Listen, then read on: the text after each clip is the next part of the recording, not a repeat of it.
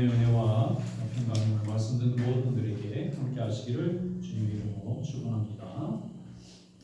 지난 한 주간 동안 LA 인근 주변에 대규모 산불이 일어나서 엄청나게 많은 손실이 일어나고 수십만 명이 집을 잃어버리고 지금 쉘터나 교회나 다른 사람의 집에 지금 기거를 하고 있는 어려운 형편입니다. LA 지역에 사시는 분들이 걱정이 돼서 제가 전화를 해봤더니 굉장히 강풍이 계속 분다는 거예요. 평소에도 이 절에 많이 부는 바람인데 바람이 너무 세니까 화재가 진압이 되는 게 아니라 점점 먼저 나가서 지금 많은 지역에 집들이 많이 탔습니다. 과거에 산불은 주로 이제 산 쪽에서 많이 일어나서 이렇게 나무들이 많이 타는 그런 산불인데 이번에는 주택가에 불이 많이 붙어서 굉장히 많은 주택이 전소가 되고 화재로 다 집들이 다 망가졌는데 유명한 분들이 많이 사는 그 헐리우드 힐이라든지 아니면은 비버리 hills 같은데 굉장히 비싼 집들이 많잖아요. 거기 전부 다 불에 타서 많은 사람들이 집을 잃어버렸습니다. 멜 깁슨이라는 유명한 그 배우도 집이 타고 또 우리나라 박찬호 선수가 있었던 집도 다 타고 굉장히 많은 사람들이 불에 타는데 이 와중에 또 빈 집을 도둑질하는 사람들이 뛰어다니는 거예요. 또 그러니까 얼마나 골치가 아파요. 이쪽에서는 사람들이 피해를 입고 고통당하고 있는데 다른 쪽에서는 또 범죄가 벌어지고 이러니까 너무나 안타까운 겁니다. 그래서 자연재해까지 겹치고 그래서 참 어려운데 미국이 이런 경우는 굉장히 이렇게 빨리 진압도 잘하고 체계가 잘 돼 있는데 너무 엄청난 큰 불이 일어나니까 소방서도 어떻게 손을 댈 수가 없는 이런 어려운 상태가 된 거예요. 그런데 사람들이 어디로 가야 될지 몰라서 이 추운 날에 방황하고 당황하고 있는데 어떤 사람들이 음식이랑 옷이랑 마스크랑 이렇게 물이랑 들고는 막 나타나서 그 화재에 당한 이재민들을 도와주러 다니는 거예요. 그래서 누군가 하고 봤더니 한국 사람들이 돌아다니는 거예요. 한국 사람들이 왜 저렇게 돌아다니나 봤더니 이분들이 이웃에 있는 사람들이 불이 나서 집을 다 잃어버리고 한두 사람도 아니고 막 수만 명씩 수천 명씩 막 거리에 이렇게 다니니까 이 LA 한인회에서 이게 참 우리하고 같이 사는 이웃들인데 이거 이렇게 되면 안 되겠다 해가지고 이 사람들이 연락을 하는 거예요. 혹시 집에 가게에 물이나 음식이나 옷이나 마스크 같은 거 있으면 좀 보내달라 그러니까 우리 한국 분들이 또 위기 때는 잘 뭉치잖아요. 이분들이 다 보내주는 거예요. 자기 집에 있는 물건 전부 다 꺼내가지고 막 트럭에 실어가지고 전부 다 몰려나와서 그 재해를 당한 사람들을 도와주니까 여기 있는 언론들도 깜짝 놀라서 저분들이 뭐 하는 분들이냐 그랬더니 어려울 때 우리가 이웃이 돕고 살아야 되는 거 아니야. 한국에서는 이게 굉장히 익숙한 일인데 미국에서는 이제 그런 일을 잘 경험하지 못하다가 이 재난 상황이 되니까 이거는 우리가 같이 이 위기를 극복해야 되는 거 아니냐 그러면서 사람들이 열심히 나와서 도와주는 거예요. 이렇게 돼서 한국 사람들 보는 눈들이 많이 달라지고 과거에 1992년에 LA 폭동이 있을 때는 자기 가게도 아닌데 우리 같은 동포들 가게가 폭동으로 불이 난다 그러니까 그 불이 한두 채 난 것도 아니잖아요. 수백 채 수천 채 가게가 다 불이 난 거 아닙니까? 그러니까 이거는 막아야 된다. 그래서 사람들이 뛰어나와가지고 그 폭도들이 막 약탈하는 거 막으려고 사람들이 이게 함께 이렇게 힘을 합쳤던 그런 그 힘이 지금은 이렇게 화재가 나니까 이 사람들도 도와줘야 된다고 하나가 돼서 나오는 거예요. 우리 한국 사람들 이 DNA에는 위기가 닥치면 내일 다른 사람들 가리지 않고 뛰어나와서 도와주는 그런 그 기질이 남아 있는 것 같아요. 그래서 우리 한국 분들이 일제 때도 이 3.1 독립은 선언서 보면은 일본 사람들을 막 꾸짖어요. 자기가 지금 핍박을 당하고 힘이 없는 사람인데 일본 사람들 너희들 그러면 안 된다. 평화롭게 살아야지 남의 나라 침략하고 고통 주면 안 된다는 내용이 그 독립기념 선언서에 다 들어있어요. 그런 걸 보면은 한국 사람들은 불의를 미워하고 또 고통당하는 사람이나 이웃이 있으면 도와주는 걸 굉장히 열심히 하는 민족이구나. 그런 기질이 그 위기 속에서 많이 이렇게 내재되어 있구나 하는 생각을 하게 됩니다. 그런데 이 불의를 미워하고 의를 좋아하는 의를 좋아한다는 것은 내가 아니라 다른 사람의 고통에 관심을 갖는 거거든요. 다른 사람이 죽든 살든 나만 잘 된다는 것은 의가 아니지만, 의라고 하는 것은 내 문제를 해결하겠다고 하는 것이 아니라 다른 사람의 문제를 해결하겠다는 거예요. 그런데 이런 마음과 이런 생각을 하나님이 우리 민족에게 주셨어요. 그런데 이것이 성경에서 말씀하는 복 있는 사람의 생각과 많이 닮았습니다. 오늘 말씀에 보면은 복 있는 사람이 어떤 사람인가 하는 것을 잘 알려주고 있습니다. 다 같이 함께 오늘 본문 말씀 읽어보겠습니다. 시편 1편 1절부터 6절 말씀 다 같이 읽습니다. 복 있는 사람은 악인들의 꾀를 따르지 아니하며 죄인들의 길에 서지 아니하며 오만한 자들의 자리에 앉지 아니하고 오직 여호와의 율법을 즐거워하며 그의 율법을 지하로 묵상하는도다. 그는 시내가에 심은 나무가 철을 따라 열매를 맺으며 그 잎사귀가 마르지 아니하더니 그가 하는 모든 일이 다 형통하리로다. 악인들은 그렇지 아니하며 오직 바람에 나는 겨와 같도다. 그러므로 악인들은 심판을 견디지 못하며 죄인들이 의인들의 모임에 들지 못하리로다. 무릇 의인들의 길은 여호와께서 인정하시나 악인들의 길은 망하리로다. 아멘. 여러분 여기 보면은 복 있는 사람이다 그렇게 되어 있어요. 복 있는 사람이라는 것은 복을 가지고 있다는 거예요. 어떤 사람이 복을 가지고 있는지 오늘 말씀이 잘 설명해 줍니다. 우리나라 사람들처럼 복을 좋아하는 민족이 별로 없을 것 같아요. 복을 얼마나 좋아하는지 집에 가면은 지금은 그렇지 않지만 이불에도 복자를 써놓고 밥그릇에도 써있고 심지어는 숟가락에도 써있고 뭐 문 앞에도 써있고 문 설주에도 써놓고 곳곳마다 복복자를 써놨어요. 복이라는 것은 이렇게 선물처럼 우리에게 주어지는 건데 그런 복이 우연히 정말 운명적으로 우리에게 주어지는 거다 이렇게 생각한 거예요.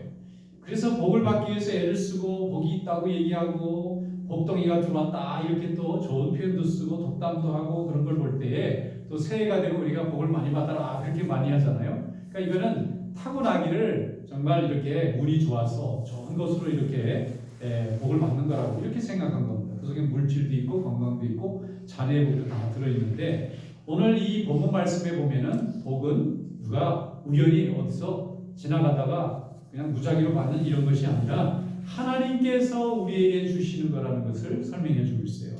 복은 누가 만들어내는 것도 아니고 우연히 운이 좋아서 받는 것도 아니고 하나님께서 우리에게 주시는 특별한 선물과 같은 거다. 자 여기 보면은 첫째는 어떤 사람이 복이 있는 사람이냐 하면 하나님을 잘 섬기는 사람이 복이 있는 사람이고 두 번째는 악을 미워하고 의를 행하는 사람이 복이 있는 사람이고 세 번째는 하나님의 말씀을 항상 마음으로 묵상하고 새기고 사는 사람이 복이 있는 사람인 거예요. 그러니까 의로운 일을 하고 하나님의 말씀을 가지고 있는 이 두 가지 요소가 모두 다 소유되어 있는 사람에게 있어서 하나님의 복이 임하게 될 줄로 믿습니다. 자, 의로운 사람에게 불의를 좋아하고 악한 일을 즐겨하는 사람이 아니라 하나님이 기뻐하시는 내가 아니라 다른 사람의 고통에 귀를 기울일 수 있는 이런 마음을 가진 사람은 우리는 의로운 사람이다 그래요. 의인이다 그래요. 그런 의로움도 있고 또 하나는 하나님의 말씀을 날마다 묵상합니다. 하나님의 말씀이 마음속에 있어요. 그 말씀이 간절히 이렇게 갈망하는 그런 마음이 의로운 마음과 하나님을 사모하는 두 마음이 함께 있을 때 이것이 바로 복을 받을 수 있는 사람의 마음이 되고 그것이 바로 복 있는 인생이 될 줄로 믿습니다. 그래서 하나님께서 우리에게 주시는 복은 이 땅에서 주시는 건강과 또 물질의 풍요함과 또 가정의 축복과 자녀의 축복도 포함되어 있지만 더 큰 축복은 하나님 나라 생명책에 기록되는 상급을 받는 영적인 축복도 포함되어 있는 거예요. 이 땅에서만 잘 되는 것이 아니라 하나님 나라의 영광에 참여하는 축복도 함께 있는 것입니다. 이렇게 복이 있는 사람은 바람에 나는 겨와 같은 인생이 아니라 시냇가에 심겨져 있어서 항상 열매를 맺고 풍성한 푸른 나무와 같은 그런 존재라고 말씀이 설명해 주고 있어요. 자, 오늘 여기 3절 말씀에 보면 이렇게 되어 있습니다. 그는 시냇가에 심은 나무가 철을 따라 열매를 맺으며 그 잎사귀가 마르지 아니함 같으니 그가 하는 모든 일이 다 형통하리로다 그랬습니다. 형통한다는 것은 동서남북에 막힘이 없이 모든 것들이 나의 계획과 원하는 방향대로 이루어지고 열려진다는 뜻입니다. 형통의 복은 하나님이 주시는 복입니다. 우리가 가정과 자녀와 우리의 일터의 모든 것을 우리가 행해 나갈 때에 바라는 소원이 있죠. 그 방향대로 되기를 원하는데 이 모든 것을 하나님께서 길을 열어주실 때, 문을 열어주실 때에 그 문이 열려지고 이루어지게 될 줄로 믿습니다. 이것이 바로 형통의 복인데 이 형통의 복은 하나님을 잘 섬기고 의로운 일에 늘 힘쓰는 그런 복의 소망을 가지고 있는 복의 그 내용을 가지고 있는 사람들에게 하나님이 내어주시는 그런 은혜라고 하는 것입니다. 오늘 이 1절 말씀에 보면 또 이렇게 돼 있어요. 복 있는 사람은 악인들의 꾀를 따르지 아니하며 죄인들의 길에 서지 아니하며 오만한 자들의 자리에 앉지 아니하며. 악인과 죄인과 오만한 사람은 결국 의가 없는 겁니다. 나의 욕심을 채우기 위해서 다른 사람의 고통을 외면하는 거예요. 자신의 이익을 위해서 다른 사람의 인생이 상관이 없는 겁니다. 이렇게 되면 나는 이익이 될 것 같지만 그렇지 않다는 거예요. 하나님이 주신 인생은 내가 유익이 되고 다른 사람도 함께 유익이 될 때 나의 유익이 되는 것입니다. 사인을 불쌍히 여기는 이 의로운 사람은 언젠가는 지금은 당장은 좀 손해보고 어렵고 좀 나아진 것 같지 않지만 때가 되면 하나님께서 나의 의에 복을 내려주셔서 결국 하나님의 복을 받는 축복의 인생으로 하나님이 만들어 놓으실 줄 믿습니다. 자, 악을 쌓으면 악의 열매를 맺게 되고 선을 쌓으면 선의 열매를 맺게 되는 거예요. 이것은 하나님이 만드신 모든 생명의 이치가 다 동일합니다. 자, 4절 말씀해 보면 악인들은 그렇지 아니하며 오직 바람에 나는 겨와 같도다 그랬습니다. 성도는 의를 사랑해야 되지만 불의를 사랑해서는 안 됩니다. 불의와 함께하는 것은 성도의 길이 아닙니다. 하나님이 기뻐하시지 않는 거예요. 하나님의 성품은 의로우신 성품과 사랑의 성품을 가지고 있기 때문에 우리가 하나님의 자녀가 되고 하나님과 동행하는 자가 되기 위해서는 하나님의 성품을 소유하는 자가 되어야 하는 것입니다. 그래서 성도는 힘없는 사람이라 할지라도 함께 살아갈 수 있는 길을 열어주고 또 약자도 배려하고 또 어려움 중에 있는 사람을 불쌍히 여기는 마음이 있을 때 하나님이 그 인생에 복을 내려주시고 그 나라에 복을 내려주시는 겁니다. 미개한 나라나 부패한 나라나 또 축복받지 못한 나라의 특징이 뭔가 보면은 다른 게 아니고요. 어려운 사람, 약자들, 패자들, 낙오된 사람들을 돌볼 줄 모르는 거예요. 힘 있는 사람만 승리하려고 해요. 그러면 그 나라는 함께 축복받지 못합니다. 그런데 강하게 성공하는 나라들을 보면은 사회에서 소외되고 낙오되고 또 약자가 된 사람에 대한 배려를 굉장히 열심히 해요. 물론 힘 있는 사람이 당연히 그렇게 가지고 있지만 그 가지고 있는 성공과 힘을 약한 사람들과 함께 나누고자 하는 마음과 제도와 방향이 있기 때문에 그런 사회는 복을 받습니다. 하나님 더 복을 내려주시는 거예요. 그래서 이런 생각을 잘 가지고 있는 인생과 그런 공동체가 하나님이 주신 복을 소유하게 되는 그런 인생이 될 줄로 믿습니다.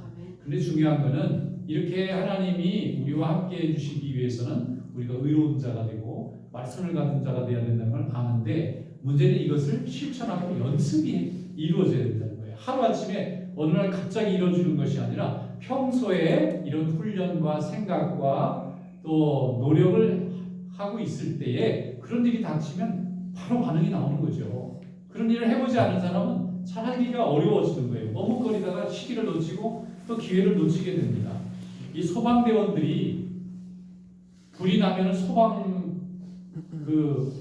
재해를 이렇게 해결하러 달려나가잖아요.